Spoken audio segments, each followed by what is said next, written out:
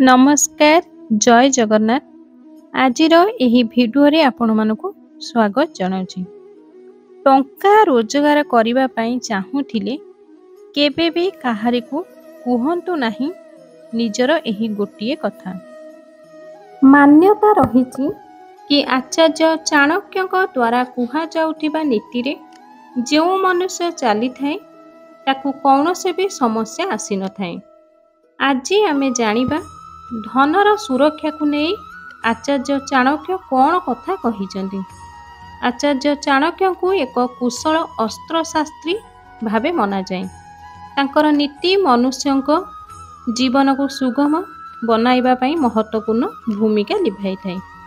आचार्य चाणक्य धर्म संस्कृति न्याय एवं राजनीति उपरे निजर विचार रखिचंती। एही विचार तांकर नीति रे सामाहिक अछि। तांको नीति रे समस्त समस्यार समाधान मिलता है। तांकर नीति रे चलीथिबा मनुष्य समस्त चैलेंज रे सहजरे विजय प्राप्त करिथाए। आचार्य चाणक्य धन एवं टंका को सुरक्षित रखिबा पई एक ठीक भावरे उपयोग करबाको अनेक कथा कहिचंती। तेबे आसंतु जानिबा केउ कथा कहिचंती। आचार्य चाणक्य कथा अनुसार धनर सुरक्षा करिबा बहुत जरूरी अटे। जो व्यक्ति खराब समय पई टंका संचय करी रखि थाए ताको बुद्धिमान कुहा जाए। ताको संकट समय रे टंकार समस्यार सामना करिबाको पड़ी न थाए। जो माने भोग विलास पई टंका को पानी भली खर्च करिथांती से खराब समय रे बहुत हाथ पताई थांती। धन तथा लक्ष्मी को चंचला कुहा जाए। एमिति भी एक समय आसी थाए जहाँ एकत्रित रखा जाउथिबा टंका नष्ट होई जाए। टंका मनुष्य जीवन को संतुलित बनाई थाए। एथिपाई एहार व्यवहार साधना रूप में करबा उचित। आचार्य चाणक्य कहती जो धन पाई शत्रुंक आग पछरे घूरी बुलिबाकू पड़िबो सेही घर प्रति केबे भी मोर मोह रखिबा उचित नहीं। आचार्य चाणक्य अनुसार लोकों को एमिति स्थान उपरे बिल्कुल भी रहिबा उचित नहीं जेउठारे तांकर सम्मान करा जाई न थाए। अनादर सहित जीवन व्यतीत करिबा अर्थ मरिबा सहित समान अटे। जो स्थान रे व्यक्तिर जीविका एवं साधना हुए नहीं सेही स्थान को छाड़ी देबा उचित। एहा व्यतीत जेउठारे मित्र सांग साथी नथिबे सेही स्थान को आपण को छाड़ी देबा उचित।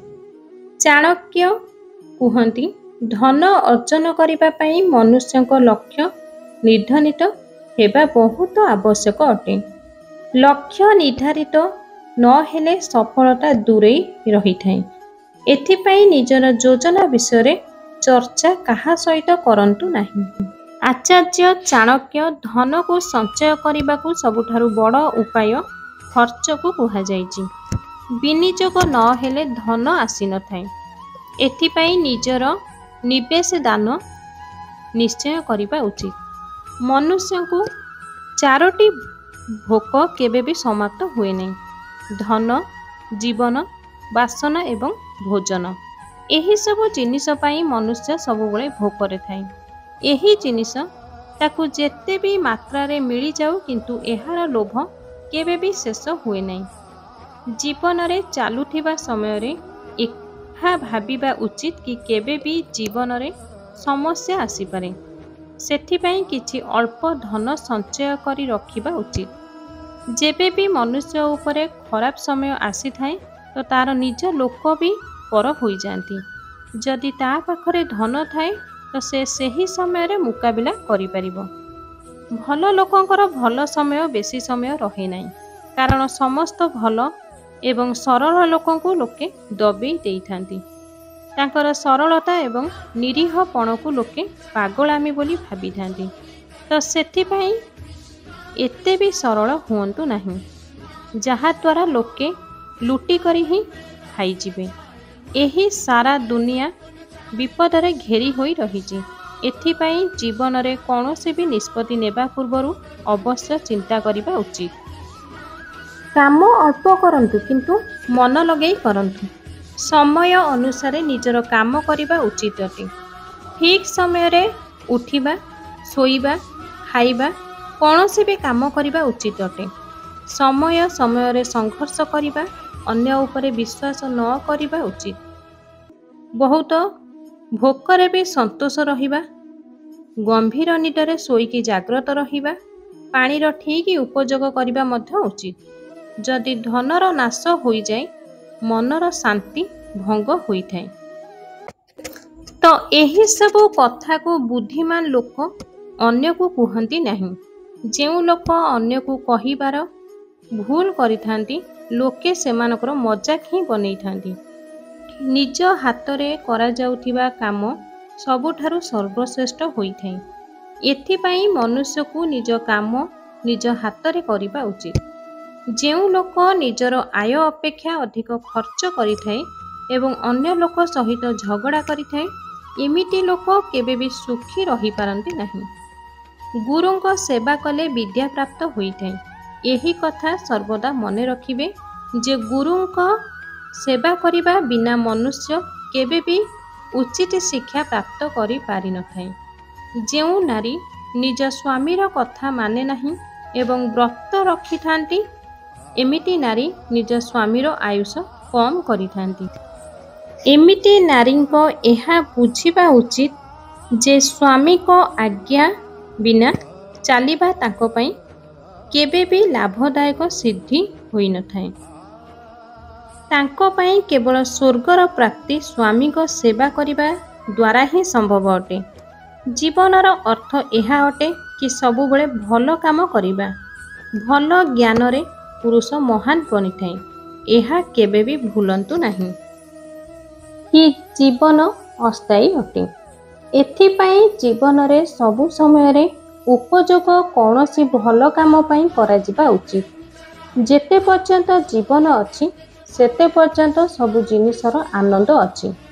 କିନ୍ତୁ ଯେତେବେଳେ ମୃତ୍ୟୁ ଆସି ଜୀବନକୁ ଅନ୍ତ କରିଦେବ, ଏହା ସହିତ ସବୁ ଜିନିଷର ମଧ୍ୟ ଅନ୍ତ ହୋଇଯାଇଥାଏ। ପୁରୁଷ ଆଦିକାଳରୁ ହିଁ ଚଞ୍ଚଳ ଅଟନ୍ତି। ଏହି ସଂସାରରେ ଭଗବାନଙ୍କୁ ଛାଡ଼ି ପ୍ରତ୍ୟେକ ଜିନିଷ ଅସ୍ଥାୟୀ ଅଟେ। ଲକ୍ଷ୍ମୀ ତ ରୋମଣୀ ଅଟେ, ସର୍ବଦା ନୃତ୍ୟ କରିଥାନ୍ତି। ଏହି ଧନ, ସମ୍ପର୍କ, ଘର ଦ୍ୱାର ଏସବୁ କିଛି ଅସ୍ଥାୟୀ ଅଟେ। ଏହି ଭିତରୁ କେହି କାହାରି ସାଥ ଦେଇନଥାନ୍ତି। କିନ୍ତୁ କେବଳ ଧର୍ମ ଅଟେ ଯାହା ଅଟଳ ସତ୍ୟ ଅଟେ। ଏହା ଜ୍ଞାନର ଭଣ୍ଡାର ଅଟେ। ଅନ୍ୟର ଭଲ ଚାହୁଁଥିବା ଲୋକ ହିଁ ଆତ୍ମିକ ଶାନ୍ତି ପ୍ରାପ୍ତ କରିଥାନ୍ତି। ଇନ୍ଦ୍ରିୟ ଉପରେ ନିୟନ୍ତ୍ରଣ ଏବଂ ଜୀବ ଉପରେ ଦୟା କରିବାରେ ହିଁ ମୁକ୍ତି ମିଳିଥାଏ। କର୍ମରୁ ହିଁ ମନୁଷ୍ୟ ଛୋଟ ବଡ଼ ବନିଥାଏ। ଏଥିପାଇଁ ସର୍ବଦା ଭଲ କର୍ମ କରନ୍ତୁ ଏବଂ ଖରାପ ଠାରୁ ଦୂରେଇ ରୁହନ୍ତୁ। ଭଲ କର୍ମ କରିବା ଦ୍ୱାରା ହିଁ ଜୀବନରେ ଶାନ୍ତି ଏବଂ ସୁଖର ପ୍ରାପ୍ତ ହୋଇଥାଏ। ମାନବ ଶରୀରରେ ଆତ୍ମାର ନିବାସ ହୋଇଥାଏ। କୌଣସି ଆତ୍ମାକୁ ତାର ଶରୀରରୁ ବାହାର କରି ତାକୁ ଚିହ୍ନି ପାରିବା ନାହିଁ। କେବଳ ନିଜ ବିଚାରରୁ ହିଁ ତାର ପରଖି କରିପାରିବା। ଦେବତା ମାଟିର ମୂର୍ତ୍ତି, ଫଟୋରେ ବିଦ୍ୟମାନ ରହିନଥାନ୍ତି। ଦେବତା ତ କେବଳ ଆମର ଆତ୍ମାରେ, ଆମର ଭାବନାରେ ରହିଥାନ୍ତି। ଆପଣଙ୍କର ଭାବନା ଯେମିତି ସେମିତି ଦେବତାଙ୍କର ରୂପ ହେବ। ଭାବନା ମନୁଷ୍ୟ ଜୀବନରେ ସବୁ ସମୟରେ ପ୍ରଭାବ ପଡ଼ିଥାଏ। ଯେମିତି ମନୁଷ୍ୟଙ୍କ ଭାବନା ହେବ ସେମିତି ହିଁ ଫଳ ମିଳିବ। ଏଥିପାଇଁ ଭଲ ଫଳ ପାଇବା ପାଇଁ ନିଜର ଭାବନାକୁ ଶୁଦ୍ଧ ରଖନ୍ତୁ। ଜଙ୍ଗଲରେ ରହି ଫଳ ଆହାର କରି ଯେଉଁ ଜ୍ଞାନୀ ବାସ କରେ, ସେହି ହିଁ ପ୍ରକୃତରେ ମହାପୁରୁଷ ବ୍ରାହ୍ମଣ ହୋଇଥାଏ। ଖରାପ ମନୁଷ୍ୟ ଏବଂ ସାପ ଭିତରେ କିଏ ଭଲ ଅଟେ?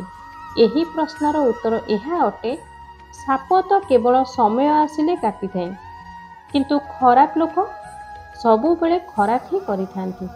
କେବଳ ମହାପୁରୁଷ, ସଚ୍ଚୋଟ ସାଧୁ କେବେ ବି ନିଜର ସୀମା ଭୁଲନ୍ତି ନାହିଁ। ଭିଡ଼ିଓଟି ଯଦି ଆପଣଙ୍କୁ ଭଲ ଲାଗିଥାଏ, ଭିଡ଼ିଓଟିକୁ ଅଧିକରୁ ଅଧିକ ସେୟାର କରନ୍ତୁ ଏବଂ ଭିଡ଼ିଓଟିକୁ ଗୋଟିଏ ଲାଇକ୍ କରିଦିଅନ୍ତୁ। ରହୁଛି। ନମସ୍କାର। ଜୟ ଜଗନ୍ନାଥ।